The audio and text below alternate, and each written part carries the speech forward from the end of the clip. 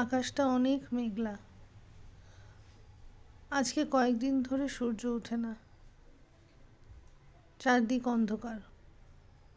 সূর্য ওঠে না দেখে ফুলগুলোও ভালো করে ফুটছে না। গোলাপটা আধ ফোটা হয়ে আছে, এই ফুলটা তাও একটু ফুটেছে।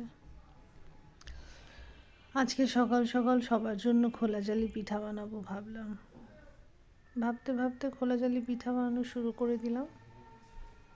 যদিও খুব একটা ভালো পিঠা আমি বানাতে পারি না, প্রথমবার ট্রাই করছি খোলা জালি পিঠা বানানো। দেখা যাক কেমন হয়। মনে হচ্ছে ভালোই হয়েছে। সাথে ছিল গরুর মাংস।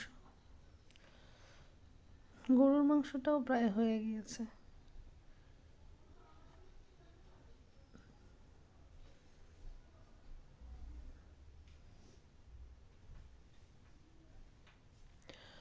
নতুন আলু দিয়ে গরুর মাংসের ঝোল আর খোলা জালি পিঠা, এই ছিল আজকে সকালের নাস্তা।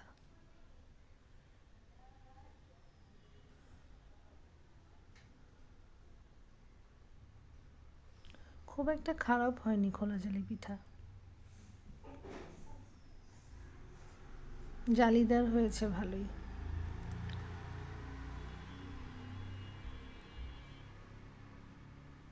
প্রথমবার হিসাবে আমি বলবো চলবে।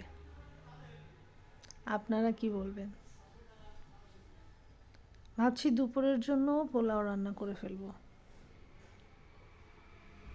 একসাথে ঝামেলা শেষ হয়ে যাবে।